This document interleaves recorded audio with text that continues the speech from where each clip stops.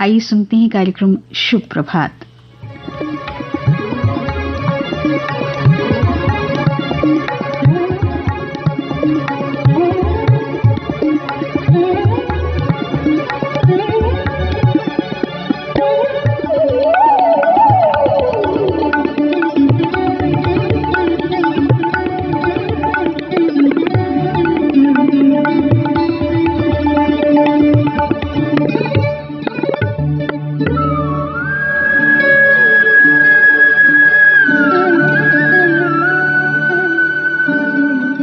सुप्रभात के सभी श्रोताओं को रविकांत का नमस्कार। सुप्रभात श्रोताओं, भारत दुनिया का सबसे बड़ा लोकतंत्र और अब तो कुछ दिनों से भारत दुनिया का सर्वाधिक जनसंख्या वाला देश भी बन गया है। तो लोकतंत्र के लिए हर निर्माण कार्य में लोगों की भूमिका हो, इसीलिए भारत में 24 अप्रैल को राष्ट्रीय पंचायती राज दिवस मनाया जाता है। श्रोताओं, सुप्रभात में आज हमारे साथ हैं पूर्व सरपंच और जम्मू कश्मीर दुग्ध उत्पादक संगठन के प्रधान श्री कुलभूषण खजूरिया जी। कुलभूषण जी, बहुत बहुत स्वागत है आपका। शुक्रिया, धन्यवाद। पहले तो आपको बहुत बहुत मुबारकबाद राष्ट्रीय पंचायती राज दिवस की। जी, आपको। हमारे श्रोता आपसे ये जानना चाहेंगे कि जब से पंचायतें वजूद में हैं और बिलखसूस जम्मू कश्मीर में पंचायतों का 3 टायर सिस्टम, त्रिस्तरीय सिस्टम चल रहा है, जिसमें कि हमारी पंचायतें हैं, ब्लॉक डेवलपमेंट काउंसिल हैं, डिस्ट्रिक्ट डेवलपमेंट काउंसिल हैं, किस तरह से देखते हैं आप गाँव का विकास इनके माध्यम से? देखिए, ये ऐसा है कि हमारी 3 सभाएं हैं। ये ग्राम सभा पंचायत में होती है और विधानसभा और लोकसभा, ये जो हमारे विकास कार्य में होती हैं। मैं मानता हूं कि जैसे आज पंचायती राज दिवस पर जो आप कार्यक्रम कर रहे हैं, गांव में सुधार के लिए पंचायतें अहम जरूरत होती है। इनकी प्रतिनिधि जो चुन के आते हैं, हम लोग जो आते हैं और लोगों की सेवा में तत्पर रहते हैं बिना किसी लाग लपेट के। और चलो अभी थोड़ा सा मानदेय तो है, लेकिन मतलब कहने का कि लोक सेवा के लिए ये अग्रणी होते हैं। गाँव की सभा में बैठ करके जो डिसीजन भी होते हैं और फिर उसके बाद उन्हीं काम को दी जाती है, क्योंकि जो ग्राम वाले सारे जितने भी लोग हैं वो सारे प्रायोरिटी जब प्राथमिकता दी जाए ग्राम सभा द्वारा पंचायत में। और उसके बाद आपने जैसे 3 टायर सिस्टम, इसकी भी बात मैं करूंगा कि जम्मू कश्मीर में पहले ये कभी भी ऐसा चुनाव जिसमें 3 टायर सिस्टम बहाल हुआ हो, के लिए सरकार को बहुत बहुत बधाई है। लोगों में अवेयरनेस आई है कि पंचायतों का क्या रोल ग्रामीण विकास के लिए क्या होता है। बहुत सारी योजनाएं जैसे केंद्र सरकार की तरफ से आती है, डायरेक्ट जो है बेनिफिशियरी के अकाउंट में पैसा जाता है,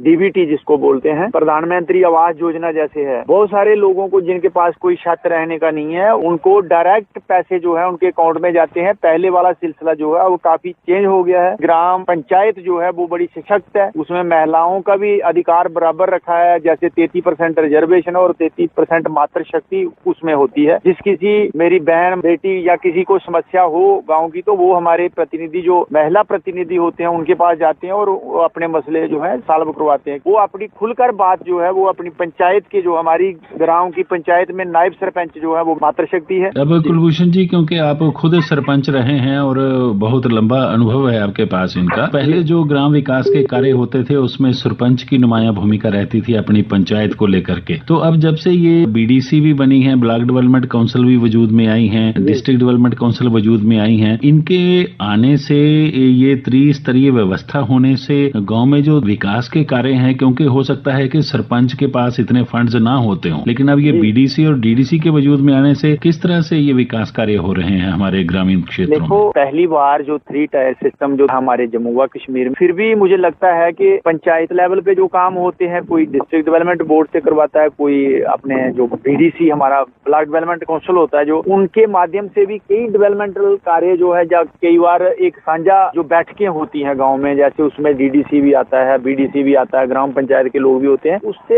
एक सलाह मशवरा करके मुझे लगता है कि वो सारे गांव के लोगों की राय ली जाती है और उसके बाद फिर जो कार्य होते हैं वो कोई नजरअंदाज नहीं कर सकता, क्योंकि सारी लोगों के सामने एक ट्रांसपेरेंट तरीके से पंचायतें काम करती हैं। मगर कुछ अभी ये बना है, इसके बहुत सारे लाभ ग्रामीण क्षेत्र के हुए हैं। और आज आप देखें गांव में भी जैसे लगता नहीं है, कई गांव ऐसे हैं, शहरों से भी अच्छी व्यवस्था जो है गांव में, कई गांव ऐसे हैं। जैसे मैं अपने गांव की बात करूं, हमने 90% ओपन डेफिकेशन जो थी स्कीम, उसके जैसे स्वच्छ भारत अभियान की स्कीम, उसके तहत हमारे अपनी पंचायत में हमने लगभग सारे टॉयलेट बनवा दिए थे। लेन रेंज हमने एक अखाड़ा जैसे, मतलब आज मैं मानता हूँ पंचायतों को, सरपंच साहबान को और पंच साहबान को या बीडीसी ब्लॉक काउंसिल के जितने भी अधिकारी हैं, गांव के युवाओं की जो सोच है उनको कैसे हेल्थ कॉन्शियस बनाना है सेहत के प्रति। हमने यहाँ पे एक अखाड़ा बनाया, जैसे प्राचीन काल जैसे होता था, अखाड़े होते थे गांव में एक यूथ की एनर्जी चैनलाइज करने के लिए, और गांव-गांव में एक अभियान हमने भी काफी बार कहा है जो चलना चाहिए। जो आज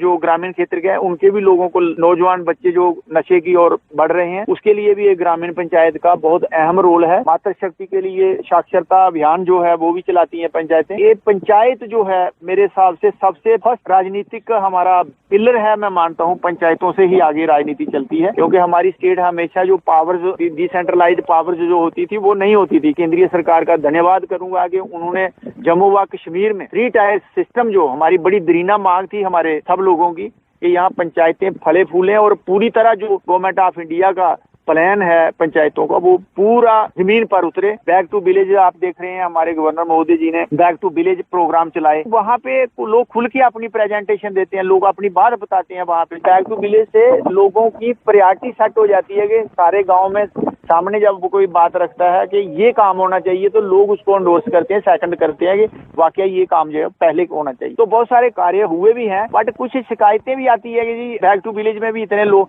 अगर ज्यादा वहाँ काम लिखाई दिए जाएंगे तो वो फिर थोड़ा होता है कि कई बार फंड की शॉर्टेज होती है। मगर फंड डायरेक्ट जो है, जो भी डायरेक्ट हेड है पंचायत के, उसके जरिए जो पैसा आ रहा है वो तो पंचायत लेवल पे ही उसका डिस्पोज होता है। काम करवाने होते हैं तो उसमें जो शक्ति का विकेंद्रीकरण करने का प्रयास किया गया है त्रिस्तरीय व्यवस्था के तहत। अब गांव देहात में जैसे स्कूल हैं, जहाँ स्वास्थ्य केंद्र हैं, जहाँ हमारे आंगनवाड़ी केंद्र होते हैं, या कृषि विभाग का कार्यालय होता है, कौन कौन से ये विभाग हैं जिनकी जिम्मेदारी आज हमारी जो पंचायतें हैं, जो सरपंच साहिबान हैं वो देख रहे हैं, जो हमारे बीडीसी डीडीसी के लोग देख रहे हैं? मंथली मीटिंग होती है या क्वार्टरली मीटिंग होती है, जितने विभाग वाले होते हैं उनको गवर्नमेंट की तरफ से एक ऑर्डर निकला है कि आपने पंचायत में जाके वो मीटिंग अटेंड करनी है। अगर किसी का काम कोई रहता है, मुतलका डिपार्टमेंट के जो डिपार्टमेंट का अधिकारी आया होगा वो उसको सॉल्व करता है कि नहीं जी आप जो आपने काम दिखाया था उसमें ये ऐड करने की जरूरत है, तब आपका काम होगा। थोड़ा सा लोगों में भी जागरूकता जो आई है पंचायत लेवल पे। सरकार की भी पूरी मंशा है, हमारे भारत सरकार क्या हमारे स्टेट जो एलजी महोदय हैं उनकी भी प्राथमिकता है कि ग्रामीण क्षेत्र को कैसे मजबूत करें, भले वो किसानी हो या पंचायती राज के हवाले से कोई काम करना हो, तो वो पूरी तरह तत्पर है। मुझे लगता है कि अगर कई बार तो गाँव में कई गाँव ऐसे हैं, यहाँ आप आओगे महसूस नहीं होता कि गाँव में है। बाकी तो हमारी धरोहर जो है गांव की, अब शहरीकरण ज्यादा हो रहा है, मगर अब लोगों में ये समझ आ रही कि नहीं गांव बेहतर है। जो आबो हवा है ये शहर में नहीं मिलती, जो वो हवा है या खाने पीने की चीजें गांव में मिलती। तो लोगों को गांव की ओर भी आना पड़ेगा। ये माइग्रेशन वाला सिस्टम जो है ये यू टर्न लेता हुआ देख रहा हूं मैं। सारे लोग एक गाँव की प्रशंसा करेंगे, गाँव में रहने वालों की प्रशंसा होगी तो नेचुरली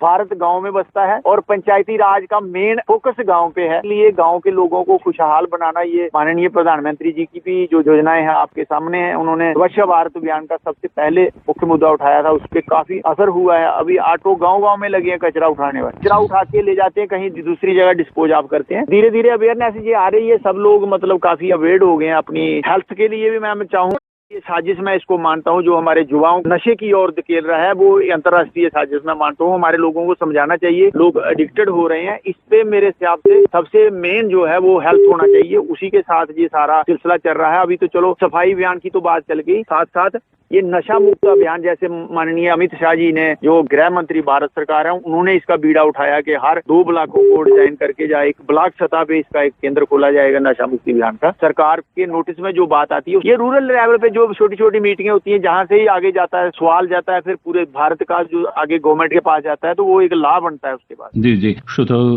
पूर्व सरपंच कुलभूषण खजूरिया जी से की ये बातचीत अभी जारी है। वेलकम बैक श्रोताओ, सुप्रभात में आज हमारे साथ हैं पूर्व सरपंच और जम्मू कश्मीर दुग्ध उत्पादक संगठन के प्रधान कुलभूषण खजूरिया जी। हम बात कर रहे हैं पंचायती राज दिवस के संबंध। हमारे पढ़े लिखे नौजवान जो हैं वो कृषि पे आधारित रोजगार बनाए, स्टार्टअप्स की आजकल बात की जा रही है। मरकजी हुकूमत की जानिब से कर्जे दिए जा रहे हैं, माली मदद की जा रही है, उसमें सब्सिडी भी है। तेजी से काम हो, इसमें क्या होना चाहिए? आप क्या मांग करेंगे सरकार से? आज का युवा जो है ना, वो एक्चुअली कंपेयर करता था गवर्नमेंट सर्विस से या कोई प्राइवेट सेक्टर में जो बिजनेस है। ये सोशल सिक्योरिटी का मुद्दा हम आपको पता है कई फोरम में उठाए हुए हैं कि हर समाज को एक जैसा स्टेटस मिलना चाहिए। अब सरकार ने मुझे लगता है कुछ कदम इस पे उठाए हैं, जैसे स्टार्टअप की बात आपने करी। नए जवान जो नए उद्यमी बनना चाहते हैं, एंटरप्रेन्योर जो शिफ्ट करना चाहते हैं, वो काफी हद तक। और दूसरा नंबर आपके माध्यम से भी ये बता दूं, मंगला राय कमेटी ने जो एक प्रोजेक्ट बनाया है, उसमें 29 प्रोजेक्ट ऐसे हैं जो कृषि आधारित हैं। कृषि और इसके साथ जुड़े हुए जितने भी व्यवसाय हैं, 29 प्रोजेक्ट, वो 29 जो प्रोजेक्ट बने हैं, वो एक बहुत ही बड़ा कदम सरकार का है, जिसमें 5013 करोड़ रुपया वो सीधा फायदा जो है ग्रामीण क्षेत्र के बच्चों को आएगा। पढ़े लिखे रोजगार ढूंढने वाले लोग अपने रोजगार में स्वयं दूसरे लोगों को रोजगार देंगे। मुझे लगता है उसमें बहुत सारी स्कीमें हैं, नौजवानों को बढ़ चढ़ कर उस स्कीम को फॉलो करना चाहिए। और हमारे जो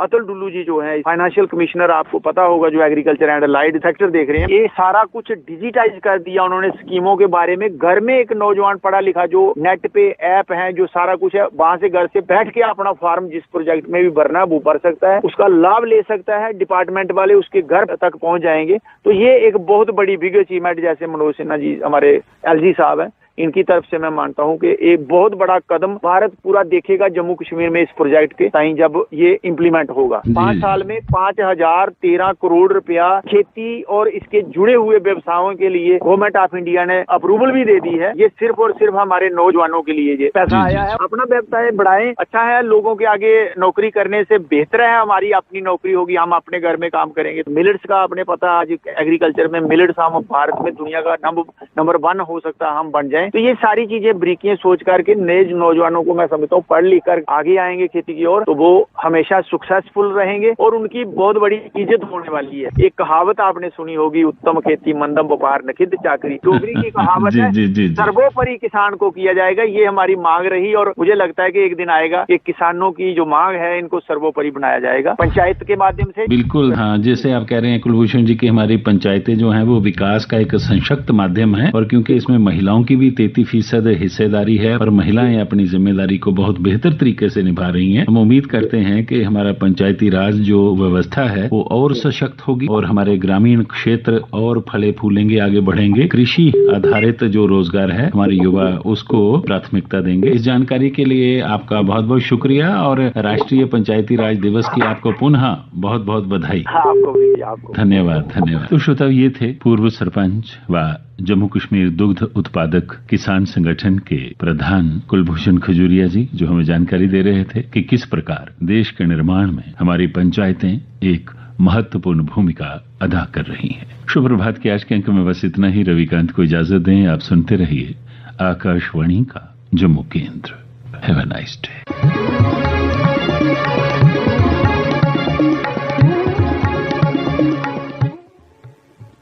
श्रोताओं, अभी आप सुन रहे थे कार्यक्रम शुभ प्रभात। प्रस्तुति रविकांत की थी।